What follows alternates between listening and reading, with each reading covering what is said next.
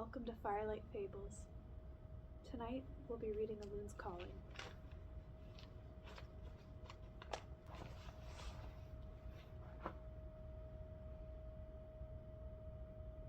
Beware the bears, my mom's always said. When you live in the woods, everything can be a threat. We keep our heads down, well away from breeding grounds. The trees here are old friends. Here before us, before Grandma, before our ancestors to these lands wandered. They tower everywhere, their powerful roots tunneling through rock and soil alike. Down, down, down they go, into the earth, nourishing anchors of endless network. Their branches rustle welcomingly in the wind, needles and leaves discordant melody that flutter in the glowing summer sun. My favorite of them are the great pines, whose needles are fluffy like rabbits' winter down. Beware the still waters, my dad's always said. When you live in the woods, everything can be a threat. The reasons for his fears, though, are to me unclear. Where the craggy rocks meet the dark, vast waters of the lake, I find myself seeking peace. The perfect hazy image of clouds in my trees has long always called to me. I want to spread my arms like a loon and plunge in, to know how it feels to fly or to swim. Dad's made me promise not to heed the call. He says surely into darkness it would make me fall. As the years have passed, I lost them one by one. Mom to winter's frozen claws, Dad to summer's raging storm. The forest gives and the forest takes, but I feel the wood's greed has altered my stakes. I stand now a person with nothing left to give. And what weight is held by a dead man's owed promises? I wander back to the dark pool's shores, each visit feeling more assured. Perhaps they're in there waiting for me.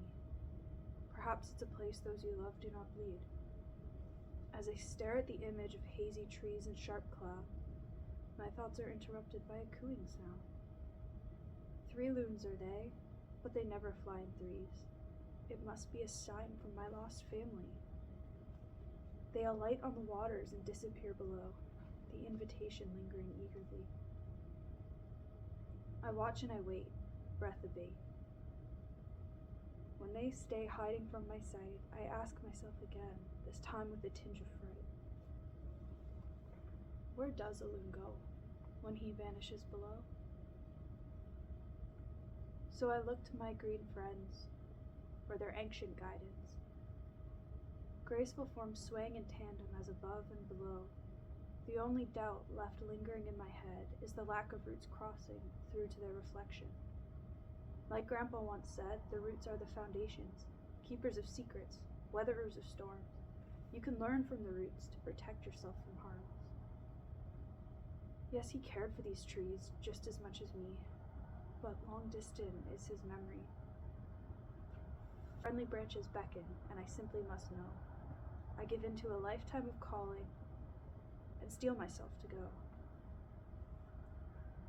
Throwing caution to the wind, I launch towards watery foliage, opening up my loon's embrace. Wingspan wide, I eagerly accept my fate, plunging into cold water as I hold my breath. And I crash through the divide.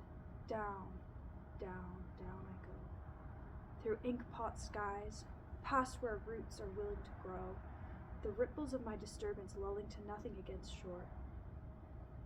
I stare in awe as the trees I know roll far away and upside down. Around, around, around I go, trapped in a spiral until all of it stops, and the world rolls back into view. I land on cold, smooth ground, rocks slick yet matte, as though they've long lacked the sun. My gaze runs over this mirror world that's long called, and I realize suddenly its promise was a con. Beware the rapid waters, a facsimile says, for standing on shore is a man once long dead. He walks across barren ground swiftly, unnatural and wrong. eyes glinting in the weak light oozing from the sunless sky, like a bear lurking in the woods, jagged smile wider than be it should. Alien conifers wreathe his silhouette, towering each a rootless monolith. They creak and groan under the weight of the humid, rancid air, and I know for certain now I don't want to be here. They loom over us? I realize with a start. For in the gloomy twilight, eyes glint like evil stars. He's not 10 paces away and gathering speed, so I scramble to my feet with a scream. As I thought, all's in harmony. A harmony of insatiable greed. There's nothing good here that's taken seed. I turn to the loons who have so deceived, but all they do is float there, eyes mocking me. Oh, why did I so heed my grief, let loneliness drive how I think?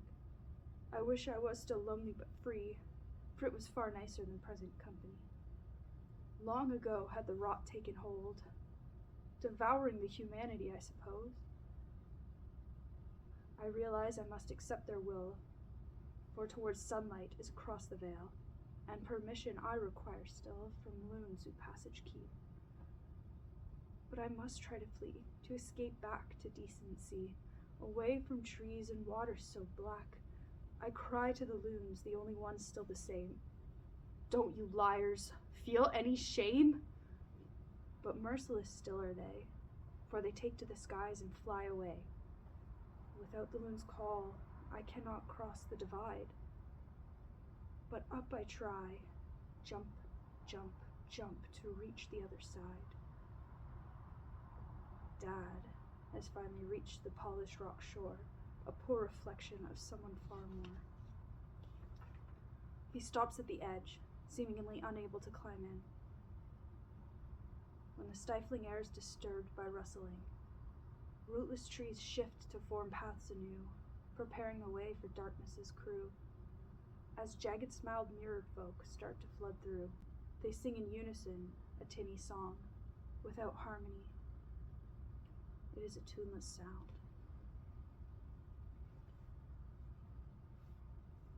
Gatekeeper is the loon, for once we asked a boon, when he dove too deep, and woke us from restless sleep. Our world now is his to keep, for without roots to nourish, we require you to flourish. Come meet your fate, new child of twilight. Embrace the mirror world's constant night. Your soul exchanged for evermore, of life here part of lake bottom's floor. I fight and I flail to reach back to my world, but I find the water is just so cold. The warmth of daytime sky stays out of reach as I swim down, down, down. Finally, dark spots blot out my last oasis. Oh mother, oh father, where was my reason? The last I see before darkness prevails is the sorrowful final wave of branches once dearly held. I miss the freedom of the sun, of warm places where randomness runs. I wake upon the smooth dark shore, and know I am lost forevermore. The mirror folk have me surrounded, and in their clawed hands, 2 perfect silver buttons. They reflect hollowly the tepid light, and all I know is pain and fright. They rip and tear till I am made anew, and peace washes over me as I look to the pool. For there I see nothing, only black water. There's nothing to miss, nowhere to wander. My purpose is clear, and with one last shake of my head, I walk over and join the lost souls of the undead.